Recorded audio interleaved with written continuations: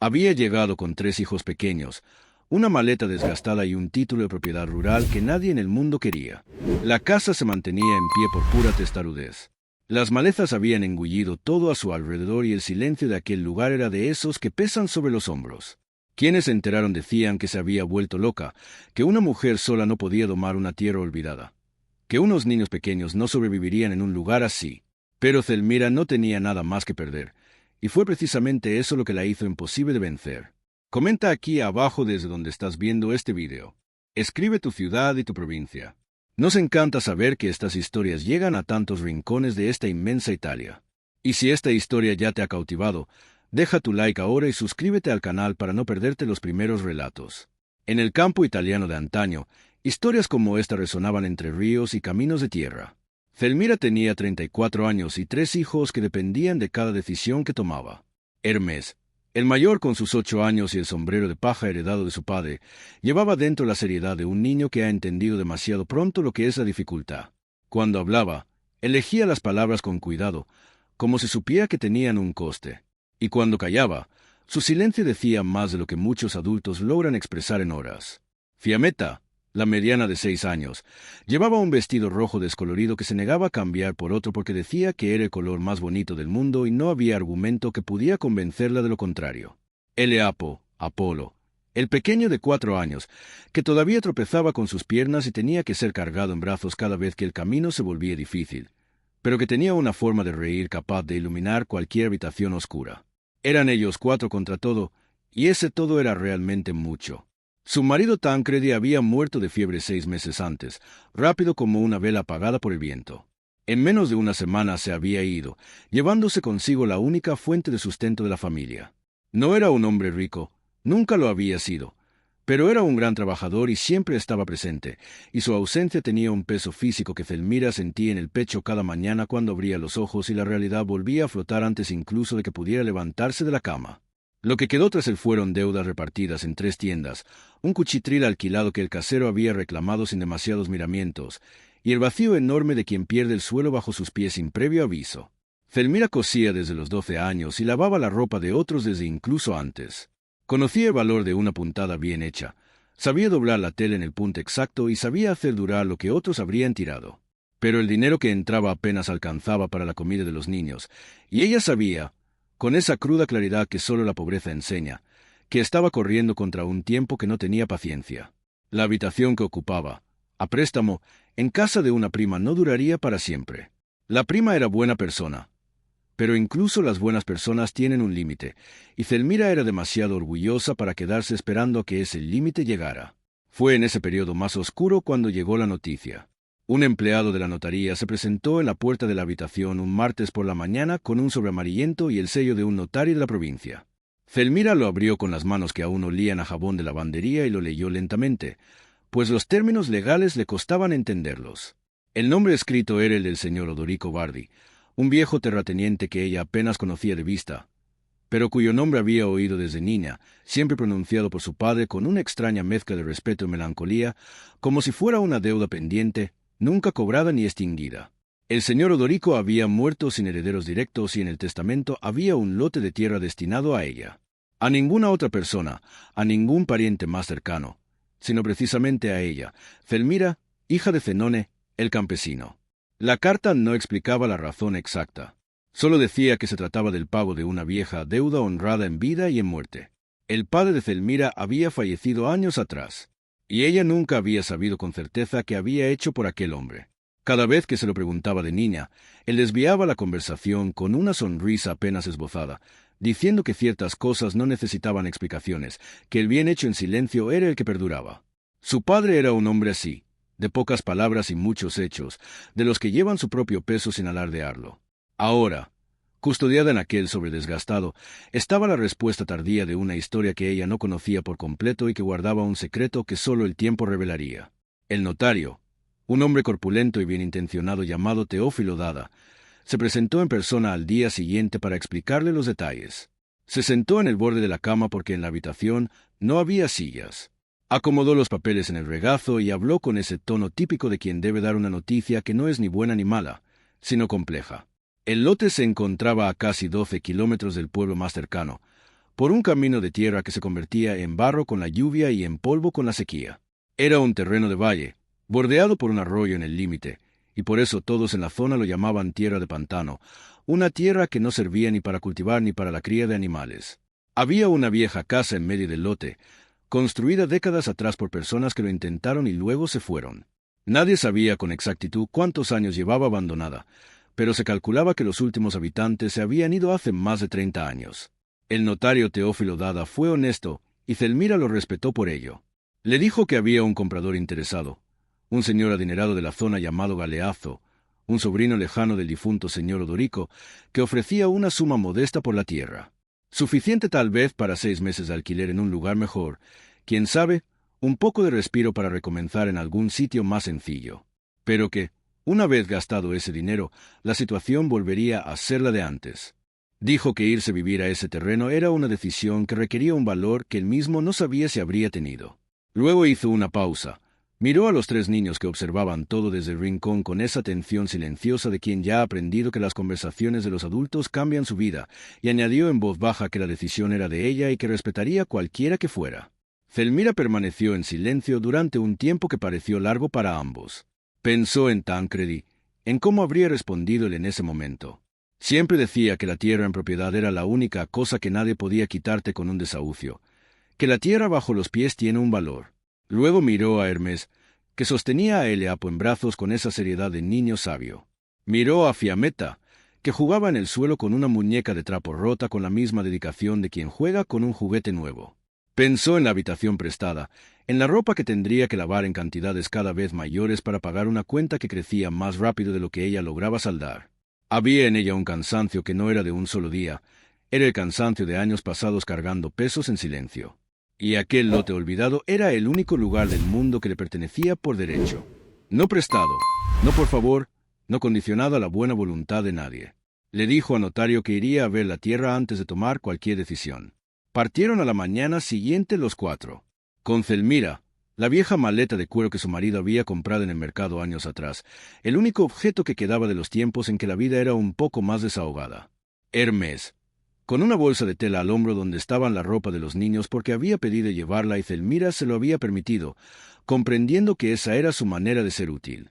Fiametta de la mano de su madre, que charlaba de nada y de todo al mismo tiempo, preguntando si se podían plantar flores rojas igual que el color de su vestido. Eleapo en brazos de Zelmira en los tramos más difíciles, y andando por sí solo en los más llanos, parándose cada tanto a mirar una hormiga, una piedra, cualquier cosa que llamara la atención de un niño de 4 años. Viajaron en el carro de un carretero conocido del notario hasta el punto en que el camino de tierra empezaba a estrecharse, y luego siguieron a pie.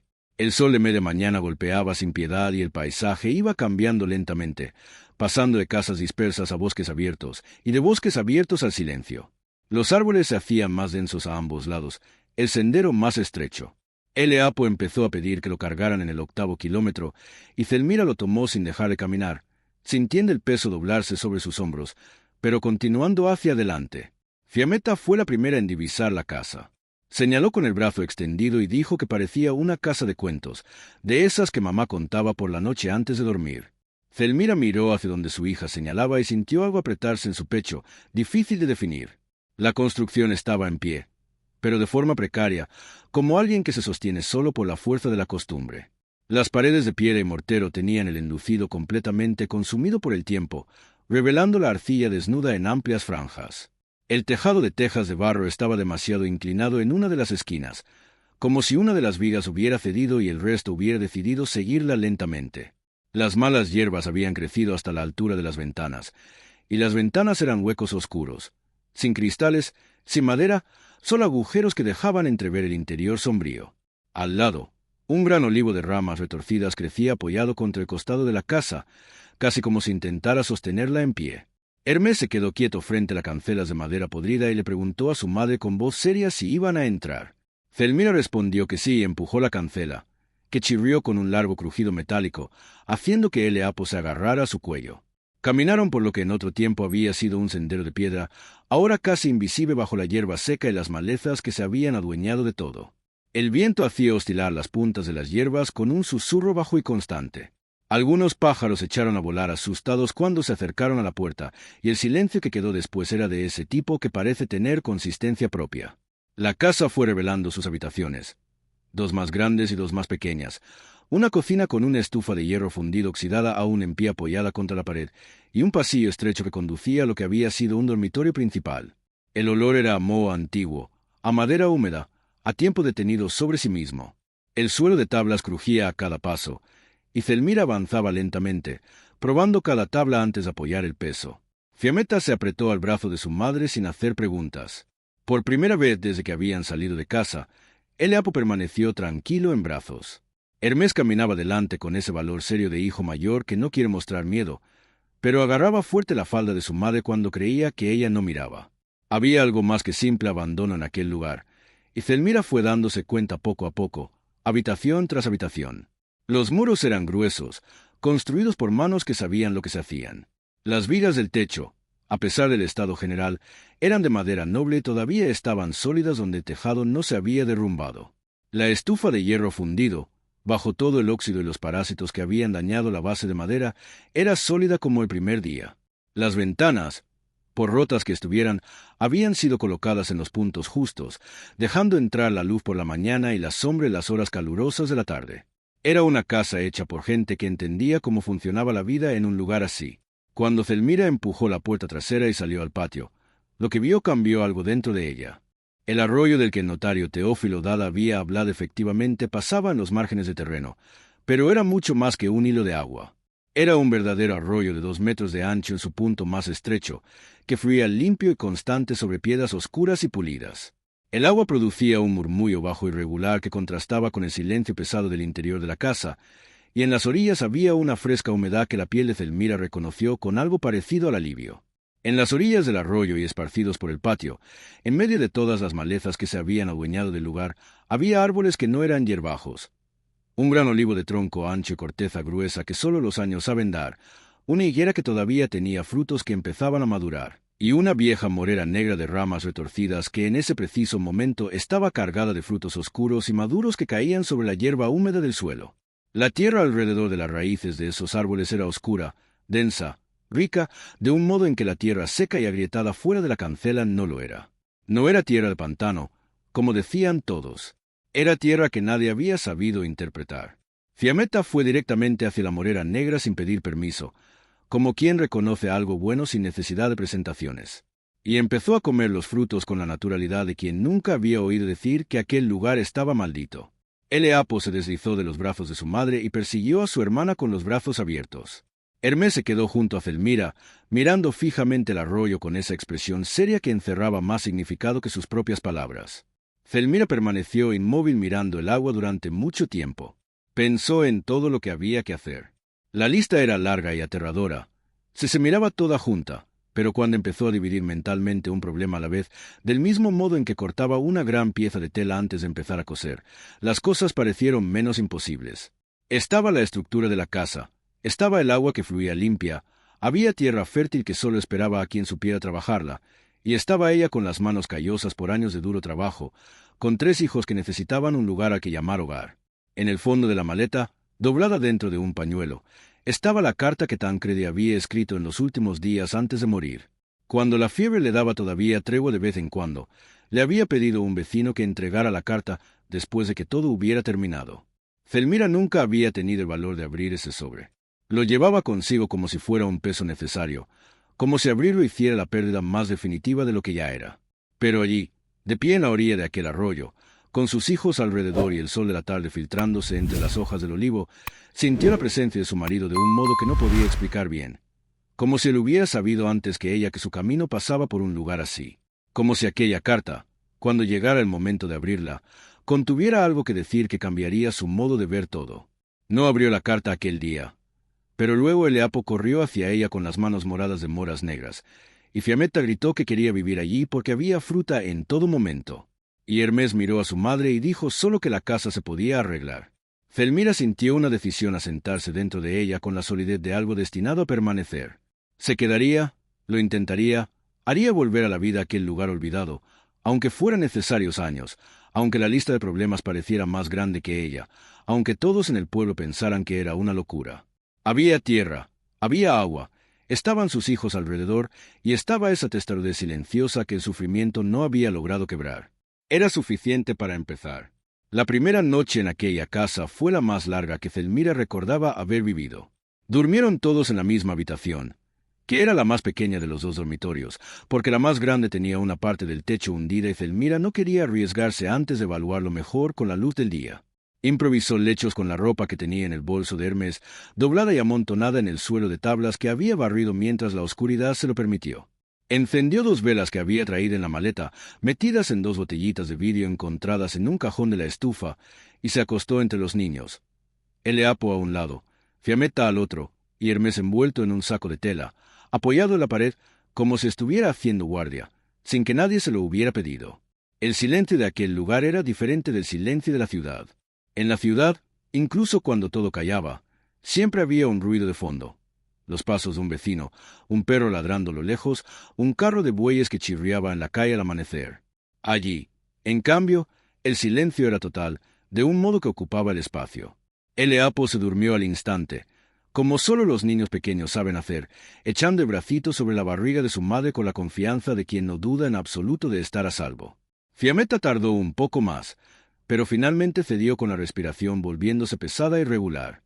Hermes permaneció despierto más tiempo, y Zelmira lo sabía incluso sin mirarlo. Había un ritmo diferente en su respiración. Cuando estaba despierto pensando, ella estuvo a punto de preguntarle en qué estaba pensando, pero no lo hizo, porque sabía que él le habría respondido que estaba bien, que no tuviera miedo, que él ayudaría. Y ella no tenía fuerzas aquella noche para cargar con el valor de su hijo además del suyo propio. Así que dejó que el silencio entre ellos fuera lo que debía ser y esperó el sueño, que tardó en llegar. Cuando amaneció, Zelmira ya estaba en pie. Había una enorme lista de cosas que hacer, y empezó por la más urgente: comprender la verdadera magnitud del problema.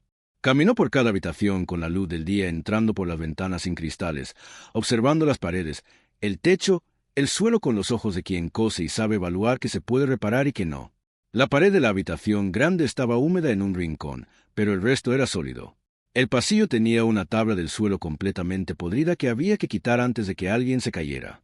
La cocina era la habitación en mejores condiciones, quizás porque la estufa de hierro fundido había retenido un poco de calor a lo largo de los años, impidiendo que la humedad se adueñara por completo.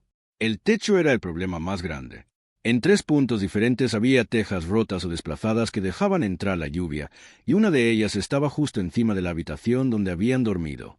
Hermes apareció a su lado sin ser llamado, anotando mentalmente lo que su madre observaba en esa su manera de aprenderlo todo mirando. Zelmira señaló la tabla podrida en el pasillo y dijo que era lo primero que había que arreglar, antes de que Eleapo corriera por allí y se cayera. Hermes fue a buscar el trozo de madera que había encontrado en el patio la tarde anterior y volvió con él más rápido de lo que ella esperaba. No era la solución definitiva, pero era el principio de una, y por el momento era todo lo que tenían. Fiametta se despertó hambrienta, como cada día, anunciando la cosa en voz alta como si fuera una novedad. Eleapo se despertó justo después con el pelo despeinado y el aire de quien había dormido demasiado bien. Zelmira preparó polenta caliente en la estufa de hierro fundido, que prendió al tercer intento gracias a la leña seca que Hermes le había ayudado a recoger en el patio. La chimenea estuvo obstruida por un instante, soltando una ráfaga de humo negro que hizo reír a los niños, pero luego el fuego se estabilizó y el olor de la polenta caliente invadió la cocina de un modo que hizo parecer aquel lugar por un momento menos extraño y más habitable. Comieron sentados en el suelo de la cocina porque no había mesas ni sillas utilizables. Fiametta declaró que la polenta estaba buena como siempre, lo cual no era cierto, pues Elmira se había olvidado de la sal, pero ella no la corrigió. Era ese tipo de pequeñas cosas que partían el corazón de Zelmira y al mismo tiempo lo sanaban. En ese primer día completo trabajó sin descanso desde la mañana hasta el anochecer en las habitaciones, removiendo capas de hojas secas, tierra, ramas y excrementos de pájaros que habían anidado en los huecos de las ventanas. Se esforzó en las paredes, frotándolas con un trapo mojado en el arroyo, haciendo viaje tras viaje para llevar agua en un cubo de hojalata que había encontrado colgado de un clavo en la pared de la cocina, oxidado pero intacto. Tapó las grietas más pequeñas de las paredes con barro amasado que preparó con sus propias manos, mezclando la tierra del patio con el agua hasta obtener la consistencia adecuada. Las manos se le volvían cada vez más ásperas y las ampollas aparecieron en las palmas incluso antes del mediodía, pero continuó porque pararse a sentir el dolor era un lujo que no podía permitirse. Hermes ayudaba como podía, transportando cubos, sujetando las tablas y barriendo los rincones que su madre le indicaba.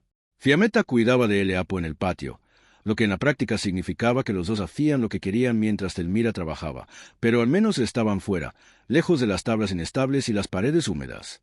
Hacia el final de la tarde, cuando Zelmira salió al patio para descansar 5 minutos, los encontró a ambos sentados bajo el olivo, con Eleapo dormido apoyado contra su hermana y Fiammetta cantando en voz baja una canción que Zelmira reconoció como la de su abuelo materno, que se la había enseñado a sus nietos antes de morir. Se quedó allí inmóvil mirándolos un rato sin hacerse notar, y sintió un punzada en el pecho que era tristeza y ternura a la vez, mezcladas de un modo que no tenía un nombre preciso. Al tercer día, Zelmira fue al pueblo más cercano por primera vez. Recorrió los 12 kilómetros a pie sola, dejando a los niños bajo la firme recomendación a Hermés de no salir de la propiedad con sus hermanos y no acercarse al arroyo sin ella. Hermés aceptó la tarea con la seriedad de siempre. Zelmira confiaba en él más de lo que debería haber confiado en un niño de 8 años, y lo sabía, pero no tenía otra opción por el momento. El pueblo se llamaba Belmonte y tenía una calle principal, empedrada de cantos irregulares, una tienda de ultramarinos, la fragua del herrero, una diminuta farmacia y una pequeña iglesia blanca en lo alto de una cuesta que dominaba la calle. La gente miraba a Zelmira con la curiosidad abierta de la provincia, sin filtros, de esa que evalúa antes de saludar. Ella fue directamente a la tienda, donde un hombre con bigote largo y un delantal a rayas atendía detrás del mostrador. Se presentó como el señor Pellegrino, propietario y único empleado del local. Y cuando Zelmira dijo que era la nueva habitante del terreno del difunto señor Odorico, el hombre hizo una pausa que duró un segundo más de lo normal. Dijo que conocía esa tierra, que era una lástima que una tierra de pantano no ofreciera futuro, que debería vendérsela a Galeazzo para ahorrarse ese sufrimiento. Zelmira no respondió a esa provocación. Compró lo estrictamente necesario con el poco dinero que tenía: arroz, frijoles, harina de maíz, sal, manteca de cerdo, cerillas, velas, alambre de hierro y 2 clavos grandes. Preguntó también si había alguien en el pueblo que supiera reparar techos. El señor Pellegrino se rascó el bigote y dijo que había un chico, hijo de doña Eulalia, que entendía de construcción y era un gran trabajador, pero que se hacía pagar lo justo. Dijo que se llamaba Tacio y que vivía en la segunda casa después de la fragua del herrero. Fue a casa de Tacio con la pesada compra entre los brazos. Era un hombre de unos 30 años, con los brazos de quien trabaja con las manos desde pequeño, la mirada directa pero sin aspereza. Ella le explicó la situación sin rodeos porque no tenía tiempo para otros enfoques. Dijo que la casa necesitaba un techo nuevo. Dijo que no tenía dinero en ese momento y le expuso lo que podía ofrecer a cambio. Sabía coser, sabía hacer prendas de calidad. Si él necesitaba camisas nuevas, ropa para su familia o cualquier cosa que la aguja y el hilo pudieran resolver, se lo pagaría con su trabajo. Tacio permaneció en silencio un momento, mirándola con una expresión que Zelmira no supo descifrar al instante. Luego le preguntó cuántos puntos del techo estaban dañados. Ella describió lo que había visto y él asintió lentamente, como si estuviera calculando. Dijo que su hermana se casaría el mes siguiente y que la novia necesitaba un vestido, ya que la modista del pueblo había pedido más de lo que la familia podía permitirse. Si Zelmira confeccionaba el vestido de novia y otras 2 camisas para él repararía el techo y evaluaría el resto de la casa, sin cobrarle la mano de obra. Los materiales los pagaría ella cuando pudiera, sin plazos fijos, porque veía que era una mujer de palabra. Y la palabra dada valía más que un pedazo de papel firmado. Zelmira le estrechó la mano antes de que pudiera cambiar de opinión y volvió a casa con la compra. La promesa de la reparación del techo era algo parecido a la esperanza, que pesaba de manera diferente las otras cargas que llevaba. Lo que no sabía aquel día era que Galeazzo, el sobrino del señor Odorico que había intentado comprar la tierra, se había enterado de que ella se encontraba en la propiedad y no estaba nada contento. Le había llegado el rumor por la lengua larga del señor Pellegrino, de la tienda, de que la mujer estaba haciendo mejoras, que buscaba ayuda para reparar la casa y que claramente tenía intención de quedarse. Galeazzo era un hombre que no aceptaba fácilmente renunciar a lo que consideraba suyo por derecho, incluso cuando la ley no estaba de su parte. Se presentó en la propiedad un jueves por la tarde montado en un buen caballo, vestido como quien tiene más dinero del necesario para gastar. Llegó sin avisar, sin pedir permiso, desmontó y se quedó en la cancela, mirando la casa con una expresión que mezclaba evaluación y desprecio. Zelmira estaba en el patio arrancando las malas hierbas cuando oyó los cascos y fue a ver de qué se trataba. Hermés se puso a su lado sin que nadie se lo ordenara, como hacía siempre cuando parecía un desconocido. Galeazzo se presentó con una sonrisa que no le llegaba a los ojos y dijo que había oído que ella estaba tratando de arreglar la casa. Dijo que comprendía su situación de mujer sola con niños pequeños, que era dura, que respetaba su esfuerzo, pero que la tierra era inutilizable tal como estaba y que él seguía interesado en comprarla por la cantidad ofrecida anteriormente. Añadió que sería más sensato para todos si ella tomaba ese dinero, para que los niños pudieran tener un mejor comienzo en un lugar con más recursos, y que quedarse allí era solo una obstinación sin sentido. Zelmira lo escuchó hasta el final sin interrumpir. Luego respondió con la voz calmada de quien ha pesado las palabras antes de hablar. Dijo que la tierra no estaba en venta, que no lo estaba aquel día ni lo estaría en el futuro, y que le agradecía la visita. Pero tenía trabajo que hacer. Galeazzo dejó caer la sonrisa por un segundo, solo un segundo. Pero Zelmira lo notó. Bajo esa fachada de cordialidad había una fría irritación que ella reconoció porque ya había visto ese tipo de mirada en otros contextos, típica de quien está acostumbrado a obtener lo que quiere y trata a uno como un obstáculo temporal a superar. Se volvió a poner el sombrero, montó a caballo lentamente, como quien no tiene prisa porque sabe que el tiempo juega a su favor. Antes de girar el caballo, le dijo que lo pensara bien, que la oferta tenía una fecha de caducidad y que una vez que renunciara a la compra, nadie más querría esa tierra. Se fue por el camino dejando tras de sí una nube de polvo, y Zelmira se quedó inmóvil mirándolo alejarse con la incómoda certeza de que aquella visita no sería la última. Hermés miró a su madre y le preguntó en voz baja, como quien ya sabe la respuesta pero necesita oírla decir, si tendrían problemas con ese hombre. Zelmira puso la mano en el hombro de su hijo y le dijo que probablemente sí, pero que un problema que se presenta delante es mejor que un problema que permanece escondido, y que ya habían enfrentado cosas peores. Hermés asintió y luego volvió a ayudar a su madre con las malas hierbas sin hacer más preguntas. Tacio se presentó 2 días después con el material para el techo y una larga escalera al hombro y comenzó el trabajo por la parte más urgente, el tramo que cubría el dormitorio de los niños. Zelmira se quedaba abajo organizando y pasándole lo que necesitaba. Escuchar el sonido de las tejas encajándose, del martillo golpeando las nuevas vigas de madera que sustituían a la madera podrida. Cada golpe era un tipo diferente de alivio. Fiammetta se quedaba en la puerta del patio mirando a Tacio trabajar allá arriba con esa curiosidad abierta que mostraba por cada cosa, preguntándole el nombre de cada herramienta, y él respondía con la paciencia de quien no tiene ningún problema con las preguntas de los niños. Al final del segundo día de trabajo, cuando el techo de la habitación más pequeña estaba arreglado y también una parte del pasillo, Tacio bajó de la escalera, se limpió las manos y dijo que para el resto harían falta otros 2 días. Añadió, mientras guardaba las herramientas, que había hablado con su madre sobre vestido de novia y que su madre había llorado de emoción porque su hija se casaría con un vestido hecho medida, no prestado o remendado. Lo dijo sin demasiado dramatismo, pero Zelmira comprendió lo que se escondía detrás de esas palabras, que allí había personas dispuestas a cambiar trabajo honesto por trabajo honesto, sin necesidad de nada más. Esa noche, después de que los niños se hubieran dormido, Zelmira se quedó sentada en el umbral de la puerta trasera mirando el patio a la luz de la luna. El arroyo hacía su ruido constante en los márgenes del terreno. El olivo se mecía lentamente y ella se encontró pensando en Tancredi, en lo mucho que le habría gustado aquel lugar, en cómo habría dicho que aquella tierra tenía futuro si solo alguien supiera trabajarla. Pensó en la carta del fondo de la maleta y sintió de nuevo ese deseo y ese miedo mezclándose. Cogió la maleta, la abrió lentamente, sacó el pañuelo que contenía el sobre y lo sostuvo en la mano durante mucho tiempo, pero al final lo dobló y lo guardó de nuevo. Todavía no era el momento. Lo sería pronto, lo sería, pero todavía no. Las semanas pasaban con la rapidez de quien tiene demasiado trabajo para contar los días. Tacio terminó el techo como prometió. Y cuando 3 días después llegó la primera lluvia, Zelmira se quedó quieta en medio de la habitación escuchando el agua que golpeaba las tejas nuevas con un sonido diferente al de antes. Un ruido sordo, seguro, que no dejaba filtrar nada.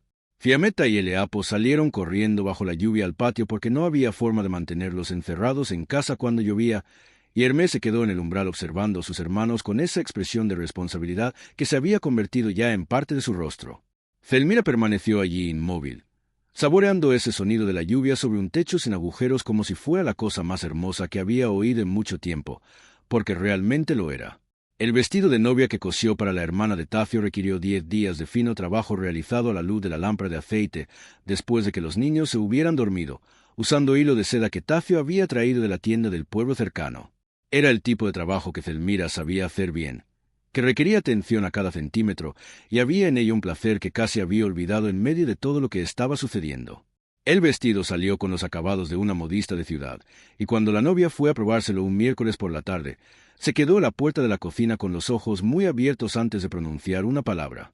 Luego se giró hacia su madre que la había acompañado, y las dos se quedaron mirándose con esa silenciosa complicidad que indicaba que el resultado superaba todas sus expectativas. La madre de la novia estrechó con fuerza las manos de Zelmira antes de irse, y ese fue el primer encargo, que luego se convirtió en 2 y luego en 3.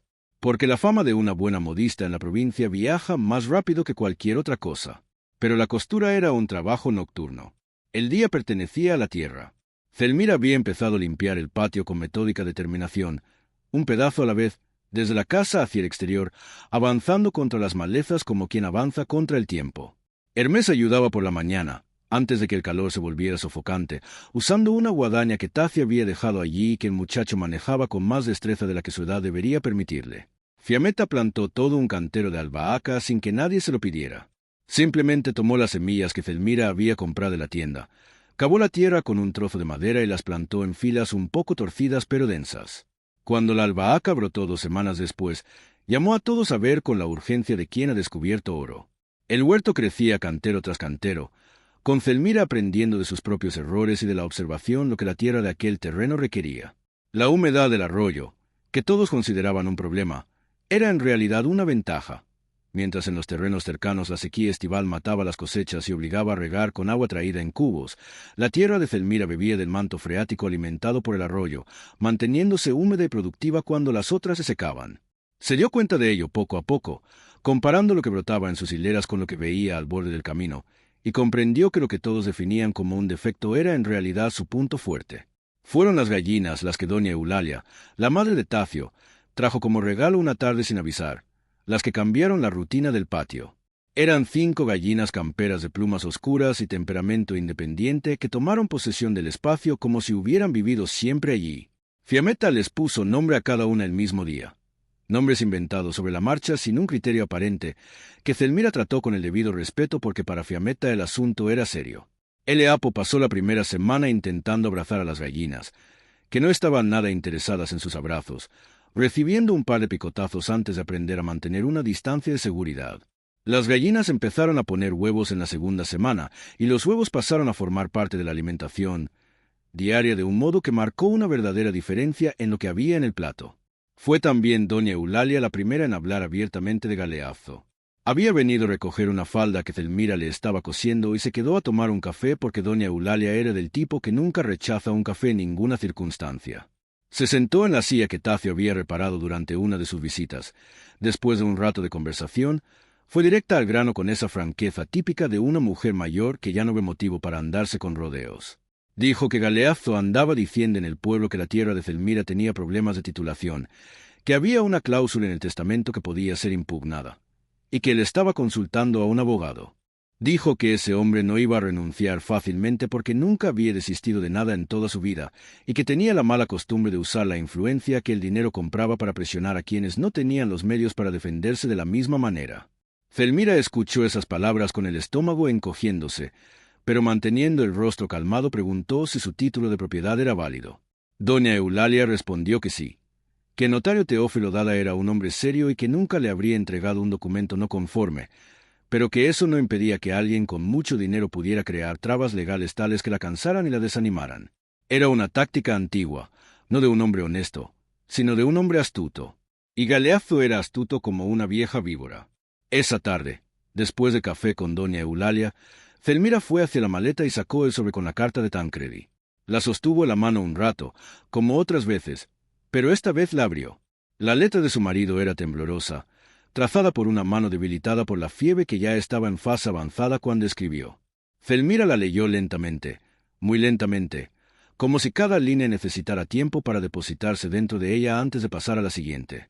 Tancredi no hablaba de deudas o de problemas. Hablaba de los niños, de cada uno de ellos por su nombre, diciendo lo que veía de especial en cada uno, con esa claridad propia de un padre que ha observado en silencio durante años. Hablaba de Zelmira con una ternura tal que ella tuvo que pararse en mitad de la carta para respirar. Decía que era la persona más fuerte que había conocido, no porque no sintiera miedo, sino porque lo sentía y actuaba de todas formas, y que sabía que ella saldría adelante como siempre había hecho y como siempre seguiría haciendo. Y al final, escrito con caracteres un poco más grandes que el resto, como si quisiera asegurarse de que esa parte quedara bien legible, había una frase que Zelmira leyó 3 veces seguidas. Le decía que su padre le había contado poco antes de morir lo que había hecho por el señor Odorico, que no era un secreto por vergüenza, sino por humildad, porque el padre de Zelmira era un hombre que consideraba que el bien no necesitaba público, y que cuando ella lo descubría comprendería de dónde provenía esa fuerza que ella misma llevaba dentro sin saber darle un nombre. Zelmira dobló la carta con cuidado y la guardó de nuevo en el pañuelo. Permaneció en silencio durante mucho tiempo, con el murmullo del arroyo que llegaba de fuera y los niños que dormían en la habitación de al lado. La carta no revelaba el secreto, y Tancredi claramente no sabía que había sido hecho. Solo sabía que había ocurrido. Pero había en esas palabras una especie de hilo que conectaba cosas que antes no había logrado conectar. El padre silencioso, el terrateniente que le había dejado la tierra sin haberla visto nunca, la sensación de que aquel terreno no le había llegado por casualidad. Descubriría la historia completa un día. Pero por ahora la carta había hecho otra cosa.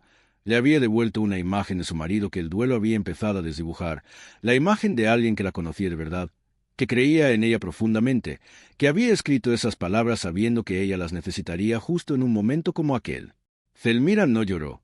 Había llorado mucho en los primeros meses tras la muerte de Tancredi. Ahora sentía algo diferente, más sólido que la tristeza, más cálido que la nostalgia. Sintió gratitud, y después de guardar la carta se levantó y se fue a dormir, deslizándose en el sueño más profundo desde que habían llegado. La respuesta sobre su padre llegó de un lugar que no esperaba.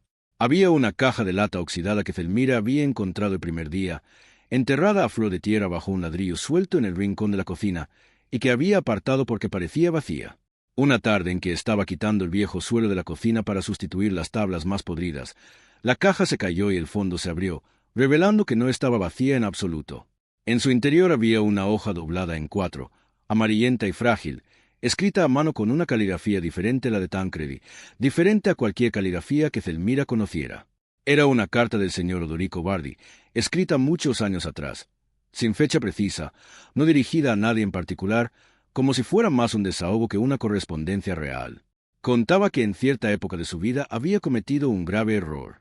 Se había involucrado con las personas equivocadas durante una época de tensiones en la región y había estado a punto de ser descubierto por las autoridades, que no hacían distinción entre quienes habían planeado el problema y quienes se habían visto envueltos en él sin quererlo. El padre de Zelmira, que en aquel tiempo trabajaba en la finca como jornalero, se había enterado de lo que estaba sucediendo e hizo algo simple pero decisivo. No se lo dijo a nadie. Permaneció en silencio cuando habría podido hablar, y ese silencio le costó su trabajo en la finca, pues los otros implicados se sintieron sospechosos y presionaron al señor Odorico para que despidiera a quien pudiera saber demasiado. El padre de Zelmira perdió su trabajo sin quejarse, sin pedir explicaciones, sin exigir nada a cambio.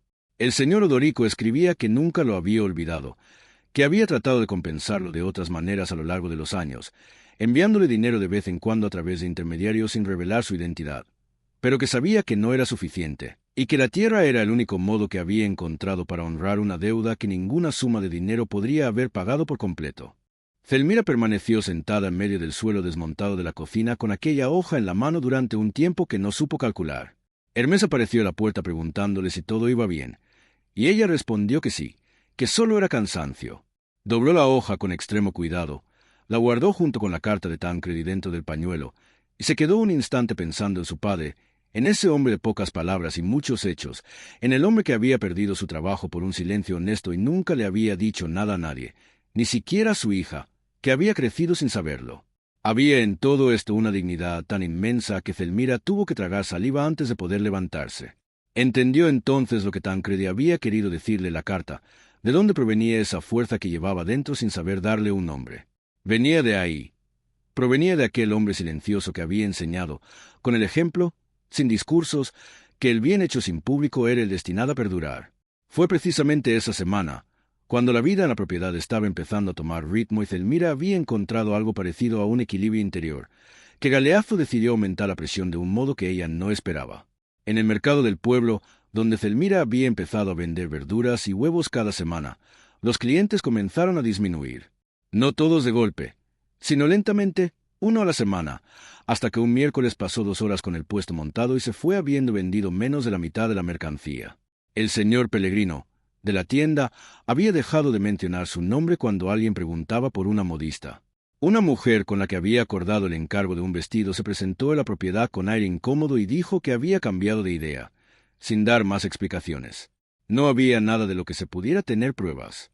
Era el tipo de presión que no deja marcas visibles, que se difunde como la humedad en las paredes, silenciosa y persistente. Hermés se dio cuenta antes de que Zelmira dijera nada. Poseía ese radar silencioso típico de los niños que han vivido demasiado tiempo cerca de las preocupaciones de los adultos. Una noche, después de cenar, le preguntó a su madre de manera directa qué estaba pasando en el mercado. Zelmira pensó en desviar la conversación, como hacía normalmente para proteger a su hijo, pero lo miró, vio esa expresión seria que había heredado de su abuelo, aunque nunca lo había conocido, y decidió que merecía la verdad. Dentro de los límites de lo que podía soportar, le dijo que había un hombre que quería sus tierras y que estaba tratando de hacerles la vida difícil para que vendieran. Dijo que no iba a vender, que resolvería el asunto de la manera correcta, es decir, yendo a buscar ayuda de las personas que realmente podían ayudarlos. Hermés permaneció en silencio un momento, luego preguntó si necesitaba su ayuda. Zelmira respondió que sí, que lo necesitaba, que él siguiera siendo quien era, que cuidara de sus hermanos mientras ella resolvía lo que había que resolver, y que esa era la tarea más importante que había en ese momento. Hermés asintió con la seriedad habitual, y Zelmira supo que a la mañana siguiente tendría que afrontar una conversación que había aplazado demasiado tiempo. Primero con el notario, Teófilo Dada, y luego con quien fuera necesario, porque Galeazzo había cometido el error de pensar que ella se quedaría esperando. Y una mujer que había perdido a su marido, que había llegado sola con 3 hijos a una casa abandonada en medio del campo, que había reparado un techo, cultivado un huerto, aprendido a leer esa tierra que nadie quería. No era una mujer que se quedaba esperando. Era una mujer que iba al encuentro del problema antes de que el problema llegara a ella. Zelmira partió antes de la salida del sol. Dejó a Hermés, que dormía junto con sus hermanos, una nota metida debajo de su sombrero de paja, en la que decía que había ido al pueblo a resolver un asunto importante y que volvería antes del almuerzo. Recorrió a pie los 12 kilómetros por el camino de tierra con el cielo aún violáceo del amanecer, llegando a Belmonte justo cuando las primeras casas estaban abriendo las persianas al nuevo día. Fue directamente a la notaría, que abría temprano porque el notario Teófilo Dada era hombre de hábitos puntuales, y llamó a la puerta antes incluso de que el hombre hubiera terminado su primer café. El notario Teófilo Dada escuchó todo con la expresión grave de quien toma en serio lo que es serio. Zelmira le contó las presiones en el mercado, la mujer que había cancelado el encargo sin explicaciones, lo que doña Eulalia había informado sobre el abogado y la impugnación del testamento. Luego puso sobre la mesa las 2 cartas, la del señor Odorico, encontrada debajo del ladrillo en la cocina, y la de Tancredi, que dobló escondiendo la parte personal y dejando visible solo el pasaje final, aquel en el que su marido mencionaba que su padre había hecho algo decisivo por el señor Odorico. El notario leyó 2 veces la carta del señor Odorico.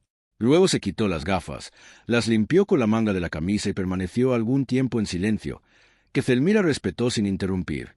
Cuando habló, lo hizo con voz baja y palabras medidas. Dijo que aquella carta era un documento importante que establecía de manera inequívoca la intención del difunto y el motivo de la herencia, lo que hacía cualquier impugnación mucho más difícil de sostener. Añadió que Galeazzo probablemente sabía bien que el acta era válida, y que lo que estaba ejerciendo era una presión social y económica, no una verdadera vía legal. Era una táctica para agotar, no para ganar en los papeles. Luego añadió algo que Zelmira no esperaba. Le dijo que no era la primera persona que se presentaba en ese despacho con una historia similar sobre Galeazzo. Había habido otros habitantes de la zona que habían sufrido presiones análogas a lo largo de los años. Pequeños propietarios que habían terminado vendiendo sus tierras a precios de risa, después de meses de dificultades inexplicables. Dijo que nunca había tenido modo de ayudarlos porque nunca había existido un documento escrito. Ahora, en cambio, sí. Le preguntó a Zelmira si le autorizaba convocar una reunión con las personas afectadas. No prometió milagros, no prometió resultados inmediatos, pero dijo que arrojar luz sobre lo que estaba oculto era el inicio de cualquier iniciativa eficaz. Zelmira respondió que sí antes incluso de que él terminara de pronunciar la frase. La reunión se celebró un jueves por la noche en la parte trasera de la notaría, con 7 personas sentadas en sillas de Enea traídas de otras habitaciones porque no había suficientes. Zelmira conocía a 2 de vista. Los otros eran caras nuevas, portadores de historias que surgieron una tras otra a lo largo de 2 horas de diálogo. Había una viuda que había vendido la mitad de su terreno después de que los clientes del mercado dejaran de presentarse sin explicación. Una pareja de agricultores que había perdido su línea de crédito en la tienda tras rechazar la oferta de compra de Galeazzo. Un hombre mayor que había intentado presentar una denuncia años atrás sin ser escuchado por falta de documentación. Emergía un diseño claro en esos relatos, y el notario Teófilo Dada notó escrupulosamente cada detalle con la seriedad de quien sabe que un detalle se convierte en una prueba cuando se junta con otro. Al final de la velada, cuando las sillas fueron devueltas a su lugar y las personas se fueron en silencio por la calle oscura, el notario le dijo a Zelmira que transmitiría todo el expediente al juez del partido judicial. Le dijo que llevaría tiempo, que no sería sencillo, pero que a partir de ese momento ella ya no estaría sola en esa batalla. Zelmira regresó a casa aquella noche sintiendo sobre sus hombros un cansancio diferente. Era el agotamiento de quien ha cumplido con lo que había que cumplir, no el desfallecimiento de quien ha recibido golpes esforzándose solo por sobrevivir. Pero la respuesta de Galeazzo llegó antes de que el procedimiento legal diera comienzo. En la noche de un viernes, Zelmira fue despertada por Hermés que le sacudía el hombro. El niño estaba de pie junto a la cama con el rostro tenso y le susurró que del exterior llegaba un olor a humo. Ella se levantó antes incluso de despertarse del todo, corrió a la ventana y vio un resplandor anaranjado que se elevaba del lado del cobertizo que había construido en el patio para guardar las herramientas y la cosecha seca. Las llamas aún no habían alcanzado la casa, pero el cobertizo estaba ardiendo con la rapidez típica de quien ha amontonado leña seca antes de prender el fuego. Zelmira gritó a Hermés que cogiera a sus hermanos y los sacara por la puerta principal, lejos del patio. Luego corrió a la cocina, agarró los 2 cubos y se dirigió al arroyo. Llenaba y tiraba, con los brazos ardiendo, los pies descalzos en el barro de la orilla y los ojos llorando por el humo. El cobertizo no se podía salvar. Lo sabía bien desde los primeros 3 cubos. Lo que estaba haciendo era proteger el huerto, el olivo y la nueva valla que había levantado junto con Hermés. Arrojó el agua en dirección al fuego, creando una barrera de humedad entre las llamas y el resto de la propiedad, y permaneció allí hasta que el incendio perdió fuerza por falta de más material que consumir. Cuando del cobertizo solo quedaron brasas, el cielo empezaba ya a aclararse. Zelmira permaneció inmóvil mirando las cenizas con las manos sucias de hollín y los pies cortados por la carrera a oscuras. Hermés estaba detrás de ella junto con sus hermanitos. Fiametta abrazaba a su hermano mayor con el vestido rojo puesto sobre el pijama, y Eleapo estaba en brazos de Hermés con la cabeza apoyada en su hombro, aún temblando por el susto. Permanecieron los 4 en silencio durante algún tiempo, mirando lo que quedaba. Fue Fiametta quien habló primero. Con esa voz sincera típica de los niños que aún no han aprendido a filtrar los pensamientos, dijo que el hombre malo había hecho ese daño. Zelmira no le preguntó cómo lo sabía. Los niños que crecen cerca de las tensiones de los adultos desarrollan una percepción que no necesita explicaciones. Se limitó a responderle que sí, y que arreglarían las cosas. El notario Teófilo Dada llegó 2 horas más tarde, avisado por Tacio, que había visto el humo desde el camino mientras se dirigía al trabajo. Doña Eulalia llegó justo después con comida y la expresión tensa de quien reprime la rabia. También otras 2 personas que habían estado en la reunión del jueves se presentaron sin ser llamadas, solo porque habían notado el revuelo y comprendido lo ocurrido. La propiedad de Zelmira, que había sido un lugar de abandono y silencio cuando ella llegó, se fue llenando poco a poco de personas que acudieron sin invitación, reunidas allí sin más motivo que el de estar presentes. El notario Teófilo Dada examinó las cenizas de cobertizo, miró a Zelmira y dijo que aquel acto cambiaba el curso de las cosas. Un incendio provocado en una propiedad privada constituía un delito con penas muy diferentes a las previstas para las presiones económicas, y que el juez de partido judicial debía ser informado antes de que terminara el día. Le preguntó si había visto a alguien. Zelmira respondió que no había visto rostros, pero que había notado un resplandor anaranjado donde no debería haberlo, y que había olido queroseno en el humo, ese olor pesado que no pertenece a la madera que arde por sí sola. El juez del partido judicial era un hombre llamado Doctor Alvise, de cabello blanco y modales apacibles, a quien Zelmira había visto de lejos la única vez que había pasado por la cabecera del partido. Teófilo Dada se presentó personalmente llevando consigo el documento del señor Odorico, las anotaciones con las vicisitudes de las 7 personas de la reunión y un informe descriptivo del incendio que él mismo había redactado aquella mañana con su escritura notarial, precisa e incontrovertible. El doctor Alvise recibió todo. Escuchó con atención y convocó a Galeazzo para que se presentara en un plazo de 48 horas. En esas 48 horas Zelmira no se detuvo. Comenzó a reconstruir el cobertizo al día siguiente, con la ayuda de Tacio y con Hermes transportando la madera. Volvió a plantar los canteros dañados por el humo, reparó la valla que el calor había estropeado. Cada acción era una respuesta, no con palabras, sino con el trabajo, que era la lengua que ella siempre había hablado mejor. Fiammetta permaneció a su lado, ayudando como podía, pasándole las herramientas, sujetando los clavos y llevando el agua. Eleapo rondaba por allí intentando ser útil en todo y terminando por estorbar con la extraordinaria buena voluntad de quien aún no posee la coordinación para ayudar realmente, pero que aligera el ambiente solo con su presencia. Doña Eulalia se ocupó de los niños el día en que Zelmira se presentó en la cabecera del partido para la audiencia. La sala del juez era pequeña y olía a papel viejo y madera noble. Galeazzo estaba sentado a un lado, acompañado por un abogado vestido de oscuro que parecía muy caro. Zelmira estaba sentada al otro lado junto a Teófilo Dada, que era notario y no abogado, pero conocía cada coma de cada documento relacionado con esa propiedad. De las 7 personas de la reunión del jueves, 4 habían pedido estar presentes. Se quedaron fuera porque la sala no podía contenerlas, pero estaban allí, y el doctor Albize sabía de su presencia. El juez escuchó. Galeazzo habló. Su abogado habló largamente, usó términos doctos y argumentó que el testamento presentaba incongruencias, que la beneficiaria no había sido notificada de manera apropiada, que había cuestiones de parentesco que debían reexaminarse. El doctor Albize escuchó sin interrumpir, con la expresión de quien está oyendo la segunda versión de una historia de la que ya conoce la primera. Luego habló Zelmira. Ella no tenía abogado ni palabras elegantes, pero tenía la carta del señor Odorico. Tenía el acta registrada en el registro de la propiedad, tenía la historia de su padre escrita de puño y letra por el difunto, y tenía la descripción del incendio con los detalles de quien estaba allí presente y había sentido el calor en su propia piel. Habló con voz calmada y directa, como quien no necesita inventar nada porque simplemente cuenta la realidad. El doctor Albize permaneció largo tiempo en silencio después de que ella terminó. Luego miró al abogado de traje oscuro y declaró que una impugnación testamentaria basada en una notificación inadecuada no podía ser aceptada cuando la notaría conservaba el acta de entrega personal con la firma de recibí, cosa que existía, pues Teófilo Dada era extremadamente meticuloso en eso.